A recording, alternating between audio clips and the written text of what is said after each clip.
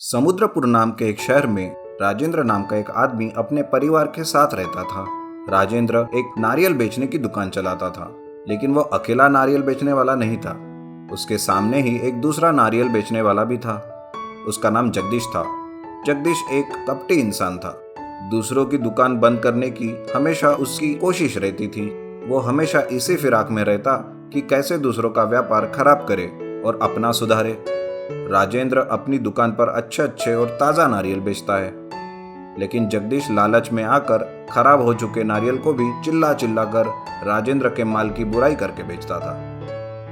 ले लो भाई, ले लो, नारियल ले लो, समुद्रपुर का सबसे अच्छा माल। इसे रास्ते का माल सस्ता समझकर मत लेना। खास आपके लिए चुनिंदा नारियल लाया हूँ, जल्दी करो, आओ आओ। जगदीश के इस तरह चिल्लाने से काफी सारे कस्टमर राजेंद्र की तरफ आते आते जगदीश के तरफ चले जाते हैं और इस तरह से राजेंद्र का बहुत नुकसान हो जाता है। एक दिन राजेंद्र का दोस्त नरेश वहां पर आता है। वो देखता है कि जगदीश अपने नारियल बेचने के लिए चिल्ला रहा था। ये देखकर नरेश उसे कहता है, अरे राजेंद्र, तू तो जगदीश से अच्छे नारियल रखता है, फिर भी लोग उसकी दुकान में ही क्यों जाते हैं यार। यही तो इस समाज का दुर्भाग्य है नरेश।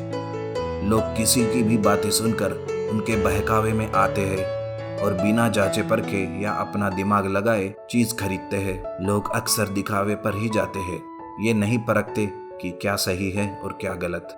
तो उसके जैसे ही चालाकी करके तू क्यों नहीं बेचता नारियल? मुझ में और उसमें फर्क है। मैं अपना धंधा चलाने के लिए लोगों की जान से खेल नहीं सकता। ये मेरे उसूल के खिलाफ है। थोड़ी देर बात करके नरेश अपने घर चला जाता है, लेकिन राजेंद्र के लिए उसके दिमाग में कुछ चलता रहता है। वो दूसरे दिन सवेरे ही अपने घर में रखी एक पुरानी कार निकालता है और उसे मैकेनिक के पास ले जाता है। वो मैकेनिक से कहता है, देखो भाई, इस पुरानी कार का तुम्हें पूरी तरह से मेकअप करना है और इसे नारियल का रूप देना है, और हाँ, याद से इसमें एक टैंकर भी रखना है। दूसरा दिन आता है। नरेश नारियल कार लेकर राजेंद्र के पास जाता है। कार को देखकर राजेंद्र भी चौंक जाता है। नरेश उसे कहता है, देख राजेंद्र, अब पुराने तरीके से धंधा करना छोड़ और नया तरीका अपना। आज से इस कोकोनट कार में फ्रेश कोकोनट वाटर बेचेंगे। राजेंद्र को भी नरेश का ये सुझाव अच्छा लगता है और वो उस दिन से फ्रेश नारियल पानी बेचने लगता है। आइए आइए, फ्रेश कोकोनट वाटर पीजिए और फ्रेश हो जाइए। लोग राजेंद्र की कोकोनट कार देखकर चौंक जाते हैं और उसके दिखने की वजह से उसके पास आकर नारियल पानी खरीदते हैं। इधर जगदीश का धंधा डूबने लगता है। वो राजेंद्र को देखता है और एक तरकीब लगाता है। रात को राजेंद्र की कार के पास जाकर उसके कार में रखा हुआ नारियल पानी टैंकर से चुरा लेता है। ये सब नरेश चुपके से देख लेता है। जगदीश दूसरे दिन चुराया हुआ नारियल पानी अपनी दुकान पर बेचने लगता है। आइए आइए, जल्दी कीजिए, खास मंगवाए हुए नारियल का पानी पीजिए। पसंद आए उसके बाद ही नारियल खरीदे। आइए आइए। ये देखकर लोग मुफ्त में नारियल पानी पीने लगते हैं और उसके बाद ही नारियल खरीदते हैं। नरेश उसकी हरकत देखकर एक आइडिया लगाता है और रात में टैंकर में खराब बदबूदार पानी डालकर रखता है। थोड़ी ही देर में जगदीश राजेंद्र की कार से नारियल पानी चुरा कर लेके जाता है। दूसरे दिन, आइए आइए भाइयों और आप सबकी बहनों, जल्दी से फ्रेश नारियल पानी पी लो। थोड़ी ही देर में जगदीश से नारियल पानी खरीदने लोगों की लाइन लग जाती है। एक आदमी आता है और पानी पीता है, लेकिन उसे पानी बिल्कुल भी पसंद नहीं आता। वो जगदीश के मुंह पर पानी फेंक के मारता है और कहता है, अरे ये नारियल पानी है या एरंडे का तेल? इतना घटिया नारियल पानी जाकर अपने बाप को पिला। बाकी के लोग भी उस नारियल पानी को फेंक देते हैं और मिलकर जगदीश की पिटाई करते हैं और सभी लोग जाकर राजेंद्र की दुकान से अच्छे और ताजे नारियल लेते हैं। और उस दिन से वो नरेश के साथ मिलकर कोकोनट कार पर ही नारियल के साथ उसका पानी भी बेचता है। कृष्णापुर नाम के गांव में विजय नाम का एक आदमी अपनी पत्नी सुनीता के साथ रहता था। विजय एक भुलक्कड़ आदमी था। उसे कोई भी काम बीच में ही भूल जाने की आदत थी, जिस वजह से लोग भी उसे भुलक्कड़ विजू कहते थे। विजय के पास एक जायंट रोड रोलर था। जायंट होने के कारण उसे बहुत काम मिलता था। रोड रोलर से वो खेत की ज़मीन को लेवल करना और इमारत गिराना और बड़े पेड़ को तोड़ना जैसे काम करता था। एक दिन पास के गांव का एक आदमी विजय के घर में आता है और विजय से कहता है, अरे विजय सुनो, पास के गांव में मेरा एक पुराना गोदाम है जो अब पूरी तरह से कमज़ोर हो चुका है। मैं उसे गिराकर वहाँ नया गोदाम बनाना चाहता हूँ, इसलिए तुम कल सुबह आकर गोदाम गिरा देना और उसे अच्छे से लेवल कर देना। ये लो एडवांस। विजय उसे ठीक है कहता है और वो आदमी चला जाता है। दूसरे दिन विजय रोड रोलर लेकर उस गांव में जाता है, लेकिन उस आदमी ने बताया हुआ एड्रेस याद ही नहीं आता। वो एक जगह रोड रोलर को रोक देता है और एक चाय वाले की दुकान में जाकर चाय पीता है। चाय खत्म होने के बाद वो सोचता है कि उस गांव में वो किस काम से आया। वो पूरी तरह से भूल जाता है और चाय की दुकान के सामने वाले बस स्टैंड से बस पकड़कर वापस गांव चला आता है। इधर जिस जगह पर विजय ने रोड रोलर को खड़ा किया था उसके सामने एक दुकान रहता है।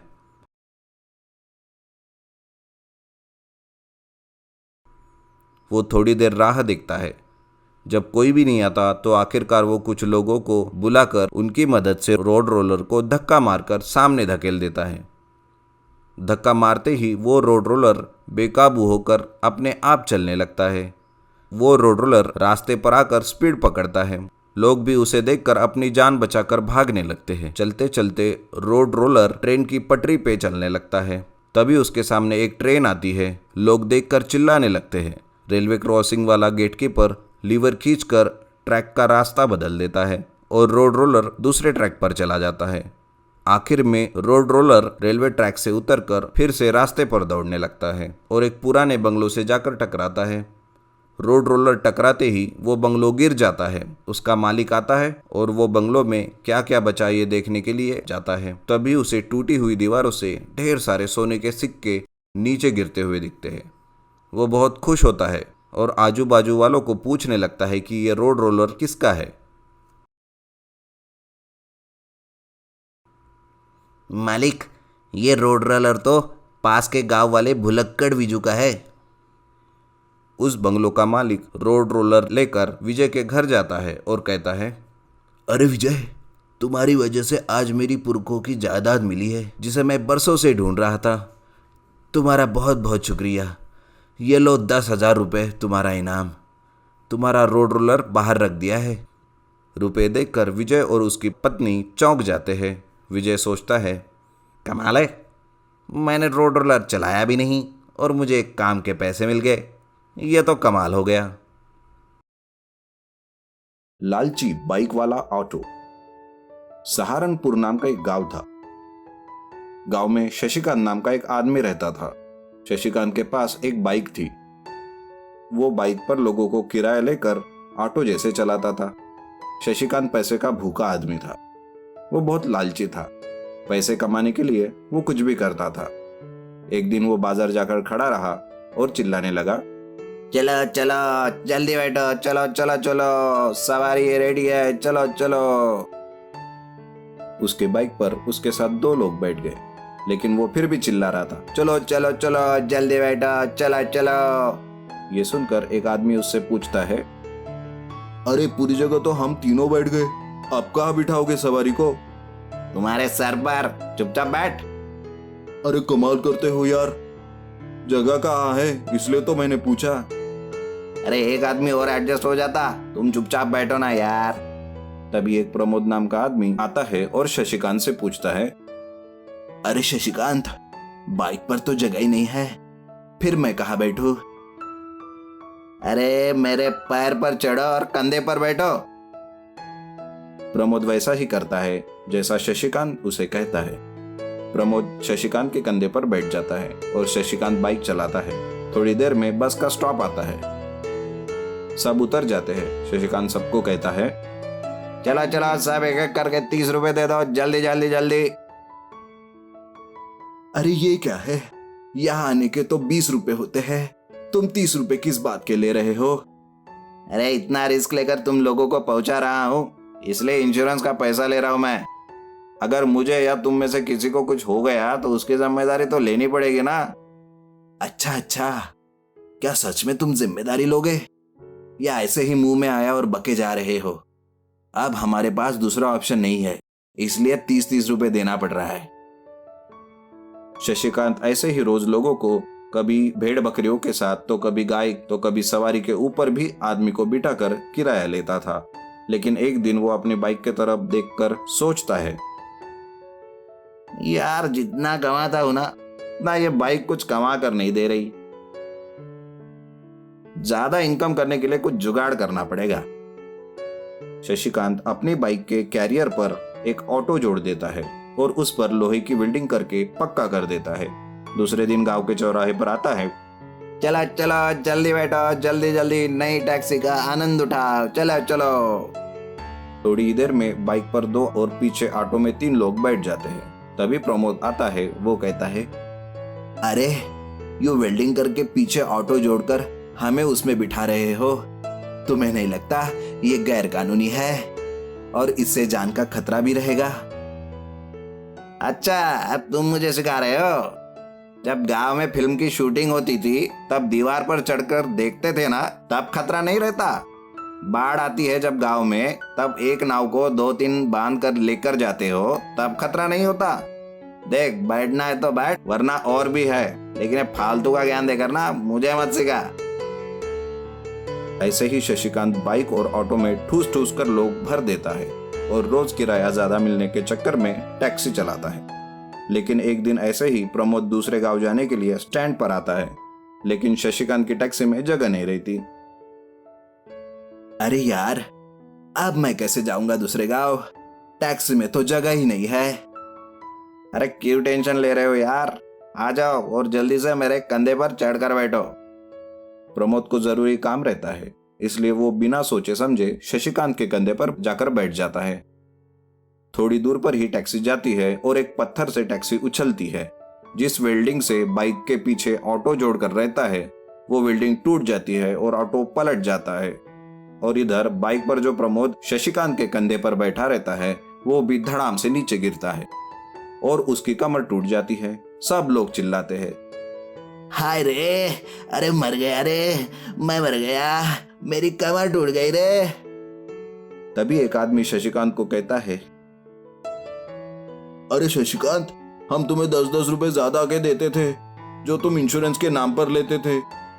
अब देखो सब जख्मी हो गए, चलो हम सबको अस्पताल में भर्ती करो और सबका इलाज कराओ।